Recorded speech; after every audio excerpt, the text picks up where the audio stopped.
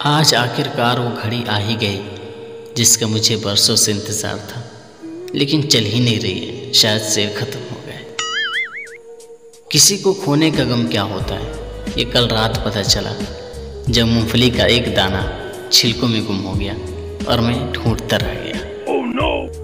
बहुत सोचा, लेकिन एक बात समझ नहीं आई कि आखिर कश्ती वहाँ कैसे डूबी जहाँ पानी कम था। दो औरतें बातें कर रही थी। पहली औरत, पता है हमारे गांव के चौधरी साहब कौमे चले गए हैं। दूसरी औरत, हाँ बहन, पैसे वाले तो कहीं भी जा सकते हैं। मैंने अंग्रेज़ी में हमेशा फेल होकर अंग्रेज़ों को उनकी औकात याद दिलाई है। शादी के बाद खाविंद ने थोड़े रोमांटिक अंदाज में अपनी बीवी से पूछा कि शादी से पहले जो बातें तुमसे किया करता था उनमें से कौन कौन सी बातें तुम्हें अब सच लगती हैं।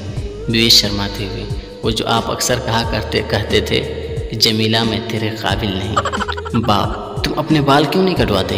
बेटा, पापा ये आजकल का फैशन है। बाप, अबे बेगैरत, कल जो लड़के वाले तेरी बहन को देखने आए थे वो तुझे पसंद करके चले गए। मौलवी, क्या आपको ये निकाह कबूल है? लड़का, नहीं। मौलवी, क्यों?